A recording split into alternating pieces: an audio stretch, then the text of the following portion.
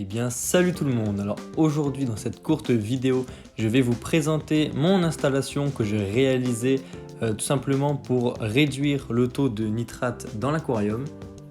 Le principe est plus ou moins le même que l'installation que j'avais réalisée il y a quelques mois de cela. Je vous invite à aller voir la vidéo, enfin j'ai fait déjà 2 vidéos il me semble à ce sujet, principalement si vous voulez avoir des conseils pour la construction de ce système. Là on va plutôt s'attarder au projet final on va dire. Donc là je vais vous faire quelques plans larges pour que vous puissiez bien voir. Alors j'ai fait 2 bacs différents. Alors en fait si vous voulez c'est simple, j'achète une caisse en plastique traditionnelle qu'on peut trouver dans à peu près n'importe quelle grande surface. C'est pas cher. Je vais la remplir à l'intérieur avec différents types de matériaux. Là on peut avoir des billes de céramique, des nouilles de céramique. Là j'ai également des nouilles de plastique. Là dans le bac qu'on voit actuellement c'est de la pouzzolane. Bref, peu importe, du temps que ça va être forcément un bon support bactérien, le but étant d'apporter une filtration biologique en plus de celle déjà apportée par les filtres. Donc on peut voir pour les 2 bacs, donc qui sont plus ou moins hauts, ça à la limite on s'en fiche. J'ai directement relié la sortie du filtre à ces bacs. Donc finalement ça va faire une extension du filtre. Donc il n'y a pas de... l'eau ne retourne pas dans l'aquarium entre temps, non, elle passe directement dans les bacs, elle va passer à travers la pouzzolane ou les billes de céramique et également les racines des plantes. Bon, les plantes c'est un petit plus, hein, ça va forcément aider la filtration. C'est principalement du pothos, il me semble que ça se prononce comme ça. C'est des plantes relativement simples, ça se trouve dans n'importe quelle animalerie, ça se bouture hyper facilement. Donc c'est même pas la peine d'en acheter beaucoup, on peut partir avec une petite quantité initiale, les bouturer pour au final avoir pas mal de pieds. Donc là je vous montre en détail un peu plus à quoi ça ressemble. Bon bah voilà, on peut juste voir des nouilles, des billes, des carrés de céramique dans ce bac là, les racines des plantes. L'idéal c'est quand même qu'il y ait une source de lumière assez conséquente pour que les plantes puissent tout de même se développer. Et mis à part ça, ben c'est tout, hein. C'est vraiment pas compliqué.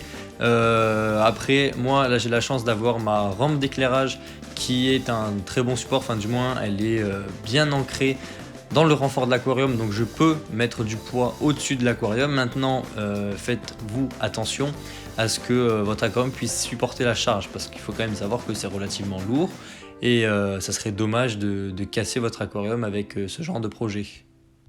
Donc là je vais vous montrer donc les 2 filtres qui sont en service sur cet aquarium. C'est tout simplement 2 Heysham Professional 4 Plus. Il me semble que c'est les derniers modèles, ou du moins ils sont très récents. Ça me permet d'avoir une filtration de 2100 ou 2200 litres/heure au total il me semble. Donc ça reste relativement convenable pour un aquarium de 600 litres. Et là je vais vous montrer quelques images des poissons qui ont un petit peu grandi depuis la dernière fois, malgré que leur croissance ne soit pas énorme étant donné que c'est des poissons qui prennent énormément de temps à grandir, malgré que je fasse 4 petits nourrissages par jour. Je suis en train d'essayer ça, voir s'ils grandissent plus vite ou pas, et puis je verrai. En tout cas pour l'instant tout le monde se porte bien. J'ai rajouté un couple de Labidochromis ongui, bon, c'est les bleus avec la petite crête orange, en espérant avoir de la reproduction pour en avoir un petit peu plus que 2 tout simplement. Ma dernière femelle qui m'est restée dans un autre bac Labidochromis, je l'ai remis dans celui-ci et je ne lui touche pas, par contre je laisse faire la nature. D'ailleurs j'ai 2-3 bébés par-ci par-là qui se baladent dans le bac en fait, qui ont réussi à se cacher, qui grandissent petit à petit. Bon voilà, c'est sympathique. Mais à part ça sinon tout le monde va très bien. Et sinon pour revenir au système de filtration, voilà.